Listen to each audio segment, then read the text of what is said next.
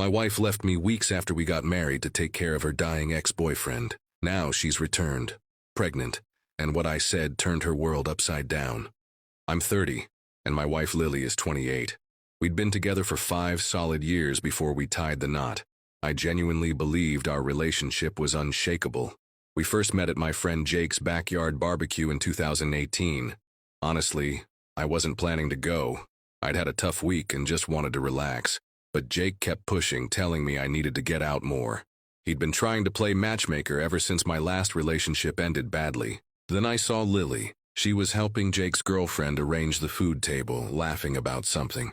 She was wearing a simple blue sundress and looked so effortlessly beautiful, not like the overly polished Instagram types Jake usually introduced me to. We ended up bonding over our mutual dislike for barbecue chicken. Yeah, weird topic at a barbecue, I know. We laughed and ended up chatting for 3 straight hours. The conversation just flowed. From then on, we were inseparable. We made it official about 2 weeks later. Lily was everything I wanted. Intelligent. She's a pediatric nurse. Quirky in a fun way, and naturally stunning without being high maintenance. We connected deeply, shared values, similar life goals, even the same silly love for trashy reality shows. 90 Day Fiancé was our guilty pleasure. We'd crack up watching it together. Unlike the messy relationships you read about online, we had no major issues. No jealousy, no petty arguments. Sure, we had our disagreements, but we always handled them with maturity. My friends used to tease me for being whipped, but honestly, I was just content. Lily made me want to be a better version of myself, corny but true. Fast forward to last year, I proposed during one of our hikes. She loves the outdoors. I was so nervous I nearly dropped the ring off the mountain. No joke. But she said yes, tears and laughter all at once. We immediately started planning the wedding. Lily had always dreamed of getting married at a historic vineyard about an hour outside the city. It wasn't cheap, but seeing her that happy made every dollar worth it. The wedding. Absolutely beautiful. I'm not just saying that because I nearly emptied my savings. Seriously, why are weddings so insanely expensive? The vineyard was lit up with fairy lights and fresh blooms. Lily looked breathtaking in her gown. I remember watching her laugh with her bridesmaids and thinking, how did I get so lucky? This amazing woman chose me. We had everything mapped out. Travel plans, a house in the suburbs within a year, and starting a family after that. Lily had even picked out baby names. She wanted to name our future son after her grandfather, which I was all for. If someone had told me back then what was coming, I'd have thought they were crazy. Everything seemed perfect. Or so I believed. 2 weeks after returning from our honeymoon in Greece, which by the way was incredible, seriously, go to Santorini if you ever get the chance, our entire world unraveled. It was a Friday night. I was at home, grilling some fancy dry-aged ribeye steaks I'd splurged on from an upscale butcher downtown. They were $60 a pop. Yeah, pricey. But Lily loved a good steak, and I wanted to surprise her after her grueling hospital shifts. She was supposed to be home by 6, but she texted saying she was grabbing a quick coffee with her best friend Brooke. Now, Brooke, well, let's just say we never really got along. She's the type who's always surrounded by drama, but somehow plays the innocent card. But she and Lily had been best friends since college, so I kept my opinions to myself. By 8:30, the steaks were getting cold. I was irritated and starving, but I assumed they'd just got caught up chatting. Lily finally walked in around 9, and immediately I sensed something was off. She had this serious expression, like the kind she uses when giving tough news to parents at work. She didn't even notice the dinner I prepared. She just said, "We need to talk," in a tone I'd never heard from her. My first thought, she's pregnant. We'd planned to wait, but life happens, right? Honestly, I wish that's what it had been. What she said next made me wish it was just an unplanned pregnancy. She sat down at the kitchen island and brought up her ex, Nathan. I'd heard of him. They'd dated for 3 years in college. It sounded serious, but I knew they split because he moved across the country for a job, and neither of them wanted long distance. Lily rarely spoke about him. Turns out Brooke had bumped into Nathan's brother at the gym earlier that week. Nathan had been diagnosed with stage 4 glioblastoma, aggressive brain cancer. Doctors said he had about 6 months to live. Lily found out through Brooke and started messaging Nathan after that. She even showed me their conversations, and let me tell you, who texts their ex behind their spouse's back while said spouse is at home preparing a surprise dinner? The messages weren't inappropriate, No flirting or anything, but they were emotional. Lots of "you meant so much to me and I never really forgot about you." The kind of emotional intimacy that has no place between a married person and their ex. While I was spending $120 on steaks, she was having heart-to-hearts with the man she almost married. Then she dropped the bomb. Nathan's final wish was to spend his last months with her. Apparently, staring death in the face made him realize she was the one that got away. Straight out of a Hallmark script, right? And Lily, God, it still stings to even say this, Lily felt like she had to be there for him, that the universe was testing her. And the kicker? Brooke had been fueling this nonsense from the start. She told Lily it was fate, that she'd regret it forever if she didn't go, that sometimes life gives you a second chance for a reason. Great advice, Brooke, just what a newlywed needs to hear. I sat there in silence, staring at the now cold steaks I'd worked so hard on, while my wife of just 3 months, told me she was leaving to care for her dying ex, the same woman who had just been dreaming with me about our future. Her suitcase was still half unpacked from our honeymoon, for God's sake. What hurt the most wasn't even that she was leaving. It was how she talked about it, like she was doing something noble. "Nathan doesn't have anyone else," she kept saying. Part 2.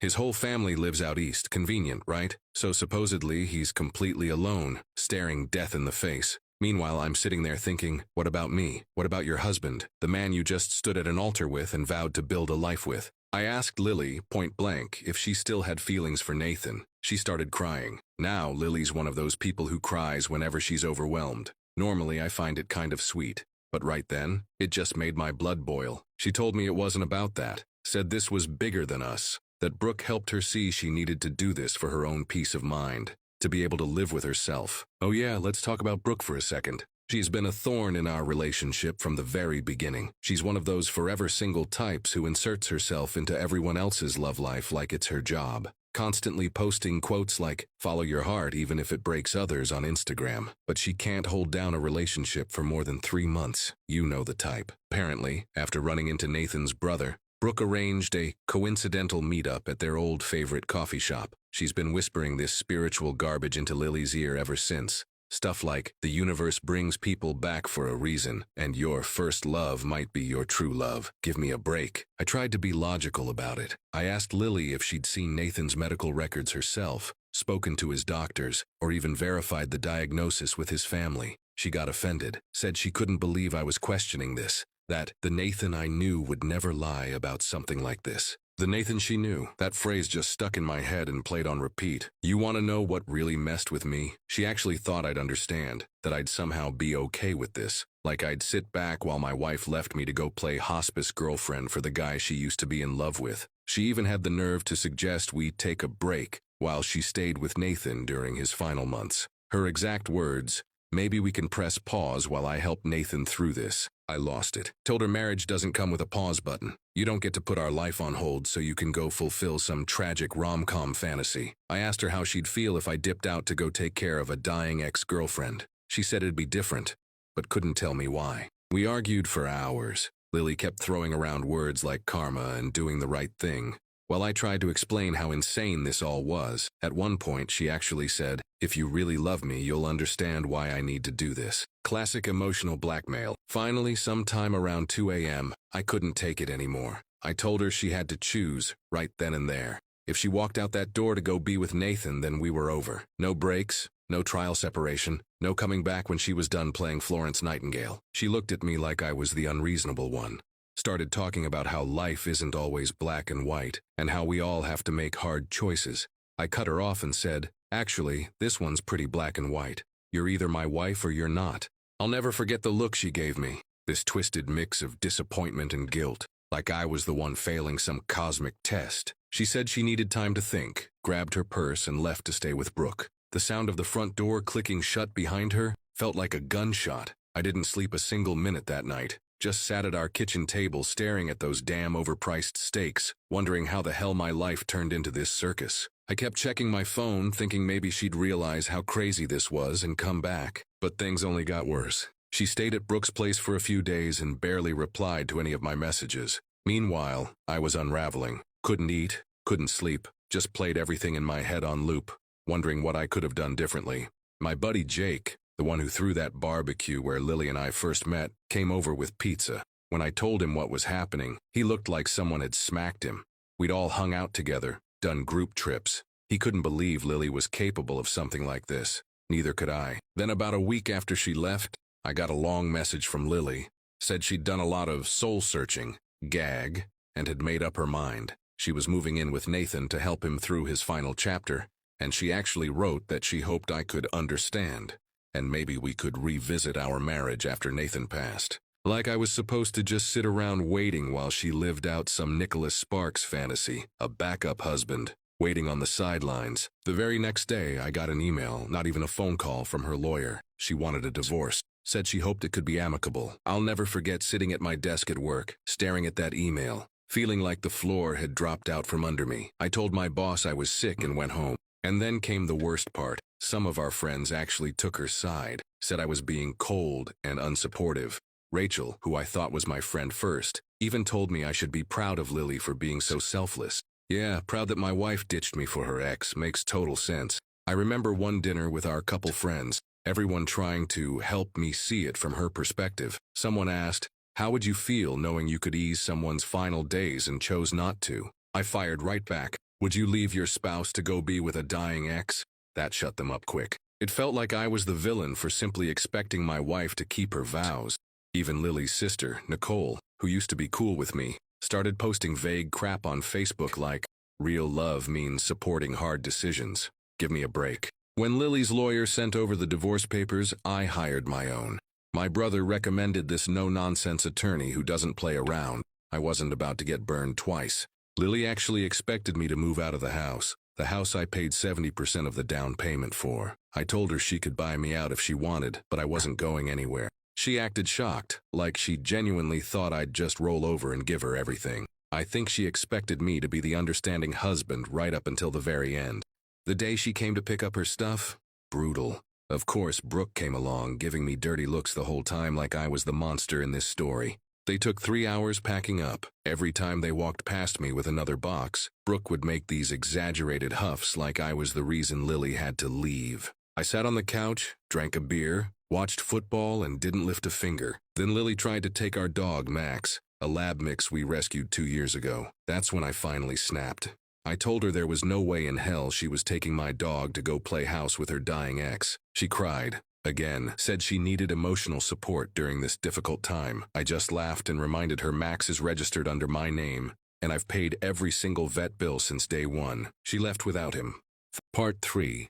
The divorce itself, pretty quick. We hadn't been married that long, and Lily didn't fight me on anything. No arguments over money, no debates over who gets what. I think the guilt did her good. She even signed her share of the house over to me, no hesitation. Her lawyer looked stunned, but Lily just wanted it all over with. Said she needed to focus on taking care of Nathan, her dying ex. Yeah, so she moved out, and suddenly the house felt massive. Too quiet, too empty. I took every trace of her. Clothes, trinkets, wedding photos, and dumped it all in the trash. Gone, just like she left me. My mom immediately tried to play matchmaker, kept trying to set me up with friends' daughters from church. Thanks, but no thanks, Mom. My buddies dragged me to bars, said I needed to get back out there. But honestly, I wasn't ready. I couldn't imagine explaining to some stranger at a bar, "Yeah, my wife left me 2 months after our wedding to be with her ex, who claimed he was dying." Hard pass. Instead, I buried myself in work.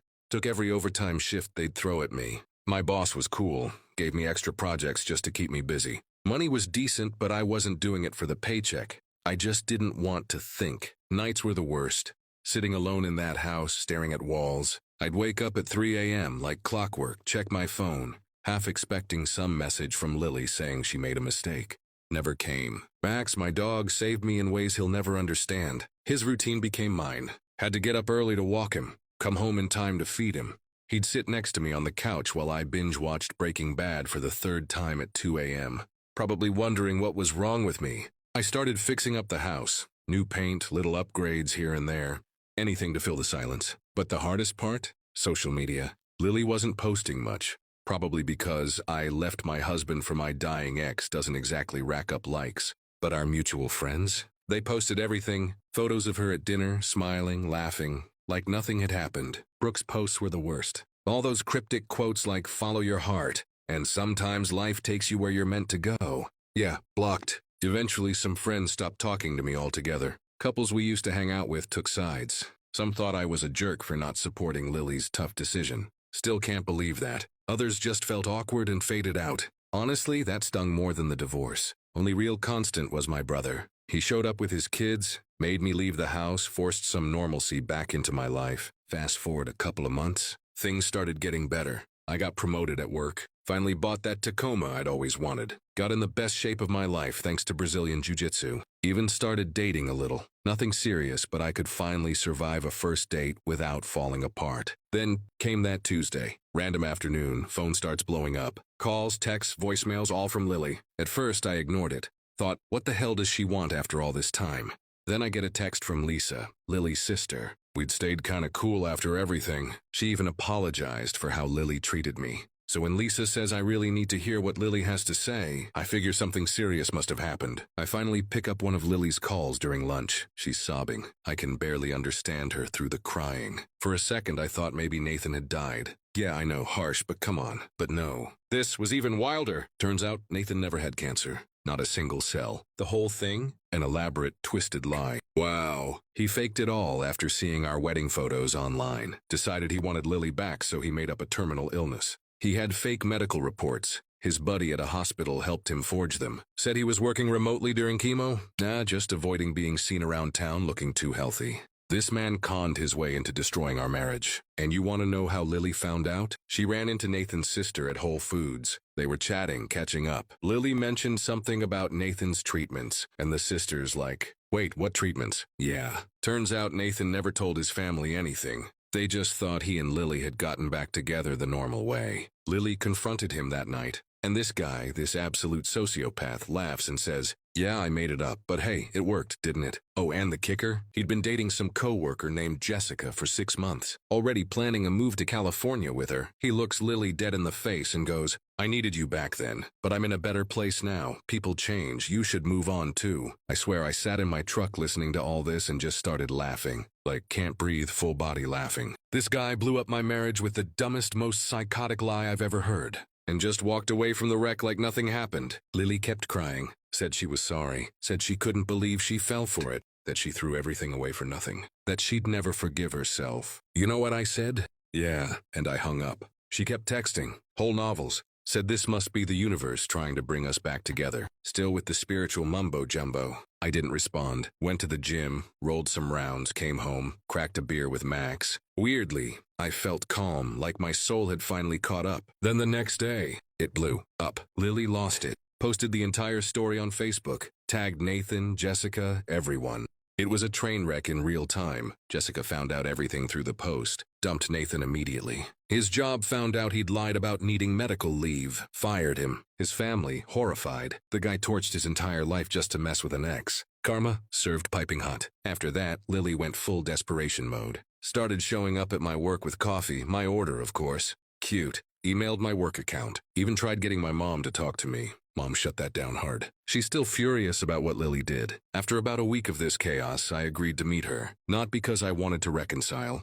I just wanted her to stop harassing me and my family. Told her to meet me at a busy coffee shop downtown. Public place, fewer scenes. And well, that's where things really started to shift. Part 4. The moment Lily walked through the door, I knew it was going to be a mess. She looked like she hadn't slept in days, pale, worn out, wearing one of my old hoodies, one I hadn't seen since she packed up and left. And just like that, she started crying the second she saw me. You want to know the first thing she said? You look good. Been working out. And I said, yeah, turns out getting abandoned by your wife is one hell of a fitness motivator. She didn't laugh, but I didn't say it for her. Then came the speech. You could tell she'd practiced it. She said she was sorry, that she couldn't forgive herself. That walking out on me was the worst mistake she's ever made. Said she thinks about me every day, still keeps pictures of us on her phone, blah blah blah. And the whole time I'm just sitting there thinking, don't forget to buy dog food on the way home. But then she tried to spin it. She said what she went through with Nathan proved how loyal she could be, that she gave everything for someone she cared about. I nearly choked on my coffee. I looked her dead in the eye and asked, if you're so damn loyal, why couldn't you show any of that loyalty to your husband? Why didn't you even bother to check if Nathan's story was real? Did you ask for medical records? Talk to a doctor? And of course, she got defensive. Said she couldn't believe I was was still questioning her intentions. Then she had the nerve to say maybe this was all meant to happen. That Nathan lying was just the universe's way of proving how strong our love really was. That we were supposed to start over, stronger now because we passed the test. That's when I snapped. I told her, this marriage wasn't some cosmic experiment. You don't prove love by abandoning your husband for your ex. Loyalty doesn't only count when someone's dying. She reached across the table to grab my hand, her old move. I pulled away and said, you know what the worst part is? If Nathan really had been dying, you'd still be with him. The only reason you're here is because it turned out he was lying. I'm still your backup plan. That one hit her hard. She started doing that thing where she cries but tries to act like she's not, looking up at the ceiling like gravity's gonna stop the tears. She said I was being cruel, and I told her, cruel? Cruel was walking out on your husband of 3 months for an ex without even questioning his story. Then she pulled out the let's go to counseling card. She said she'd spend the rest of her life making it up to me, that she proved she could be trusted again. She even said she still had her wedding ring and wore it sometimes. Weird flex, but okay. You know what I did? I laughed. Not a mean laugh, just that kind of laugh you can't hold back when something is so ridiculous. It's surreal. This woman shattered me 2 years ago, and now she thought couples therapy could clean it all up. I told her, you don't need marriage counseling. You need real therapy. You need to figure out why you were so ready to throw away everything for someone who turned out to be a con artist. You're not ready to be with anyone. Then she asked if there was any hope for us, any chance in the future, and I looked her in the eye and said, Lily, the man you married died the day you chose Nathan. I'm not him anymore. Then I got up and left. An hour later, she texted me, said she'd wait for me, that she'd prove herself. I left it on red, went home, hugged Max, my dog, and ordered a pizza. It's been about 4 months since the whole Nathan faking cancer soap opera exploded. Honestly, I'd started to feel okay again. I met this incredible girl at my gym, Amy. She teaches the early morning kickboxing class. We've been seeing each other for a few weeks. Nothing too serious yet, but definitely headed that way. She's the complete opposite of Lily. No drama, straightforward, doesn't believe in any of that universe has a plan nonsense. Then yesterday happened. I was at home cooking dinner. Amy was coming over later. And guess who shows up at my door? Lily. I hadn't seen her since the coffee shop blowout, and she looked different. Then it hit me. She was pregnant. Obviously pregnant. First thought, Nathan knocked her up before he ghosted. But of course life doesn't hand you simple. She was holding an envelope, her hand shaking. Said she was 14 weeks along. I did the math in my head. Right before everything with Nathan blew up. Right before she walked out. Yeah, it's mine. She'd already done a paternity test. One of those early blood tests. Showed me the results right there. 99.9% chance I'm the father. She said she'd been trying to build up the courage to tell me for weeks. And I just stood there holding proof I was going to be a dad, while my pregnant ex-wife cried in my kitchen. And my new girlfriend was on her way over. I swear it felt like an out-of-body experience.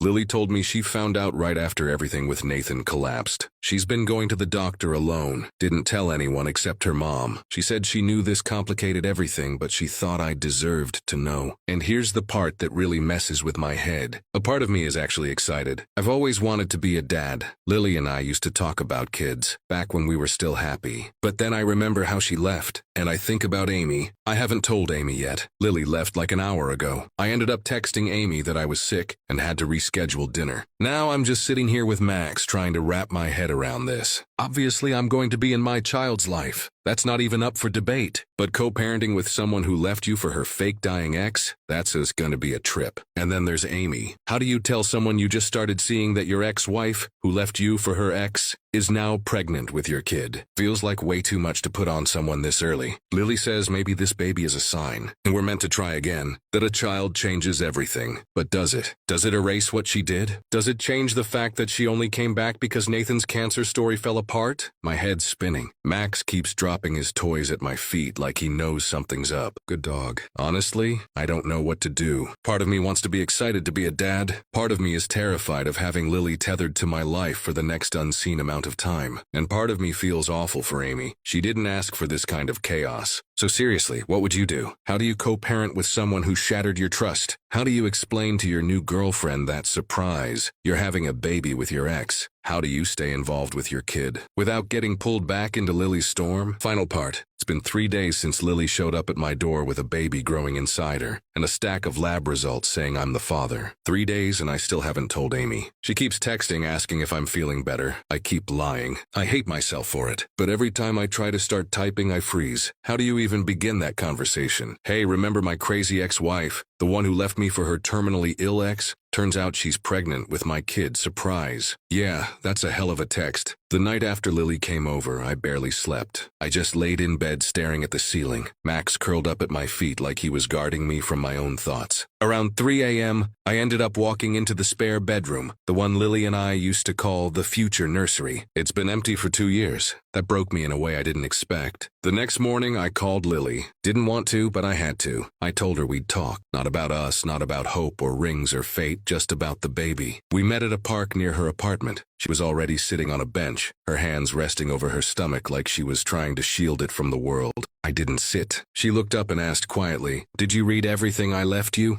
"This doesn't change what you did. I'm here for the baby. That's it." She nodded, didn't even argue. Instead, she said something I didn't expect. "You were right, by the way, at the coffee shop. If Nathan really was dying, I would have stayed. I didn't think twice. I didn't think about you, or the vows, or the future we were building. I just went." She looked away and her voice cracked. "I didn't even think about a baby. I didn't even know I was pregnant when I left you." She told me she threw up for 2 straight days when she found out. Not from the morning sickness, though there was plenty of that. From guilt. Said she sat in her mother's bathroom for hours holding the test, thinking, this child deserves better parents than I had. And the kicker? Her mom told her to give the baby up, said Lily had already messed up enough lives. That hit me hard. Over the next few weeks, I tried to compartmentalize. I made the doctor's appointments, helped set up her insurance, started reading books about parenting. But I kept things cold, professional, like we were business partners in a very weird startup. Amy, on the other hand, started pulling away. I don't blame her. When I finally told her the truth, she sat in silence for what felt like forever. Then she said, "I like you, Jake, but I don't want to be a supporting character in a soap opera." She walked out that night. Haven't heard from her since. Strangely, the grief didn't hit me the way I thought it would. Maybe because I knew she was right, or maybe because I was already too emotionally exhausted. But Lily noticed. She always could read me, whether I liked it or not. One night after an ultrasound, she caught me lingering in the parking lot. She asked if I wanted to feel the baby kick. I hesitated. Then I did. She guided my hand to her stomach, and for the first time in what felt like forever, I felt something that wasn't anger, just that wonder and fear and this deep gut-pulling ache. Because for a second I remembered what it felt like to love her, Una. But I didn't tell her that. I said goodnight and drove home, Una. The next few months were complicated. She was on bed rest by month 7, and since her mom pretty much disowned her over the pregnancy, I ended up helping more than I planned. Grocery runs, prenatal classes, sitting with her through contractions that turned out to be false alarms. Sometimes we'd talk. Sometimes we didn't need to. One night I found her crying quietly while folding tiny baby clothes. She said, "I don't deserve a second chance, but I hope someday he forgives me, even if you never do." And then she looked at me and whispered, "I still love you, Una." I didn't say it back. But I didn't walk out either, Una. When the baby finally came, I was there. I held her hand while she screamed and cursed and cried. And then he arrived. 7 pounds, red-faced and angry at the world. We named him John. I cut the cord. Lily passed out from exhaustion and they placed John in my arms. And that's when it hit me. This was my son, my boy. Not a mistake, not a burden, not a consequence. A beginning. That night I stayed at the hospital. Lily was asleep, hooked to IVs and monitors. John was in a bassinet beside her. I sat in the chair, holding his little hand, whispering promises I wasn't even sure I could keep. Suddenly, I didn't feel broken anymore, just tired and hopeful. Una. It's been 6 months since John was born. Lily's living in a small place across town, but I'm there almost every day. We've built a rhythm. We parent like teammates. Sometimes I catch her watching me with John, this quiet look on her face, like she's waiting for a sign. And maybe this is it, because a few nights ago she fell asleep on the couch. John nestled between us, and I didn't move. Just sat there in the dim light, holding my son's tiny foot, watching Lily breathe softly beside me. And for the first time in years, I didn't feel angry. I felt home. Una. We're not back together. Not yet. But the walls I built are starting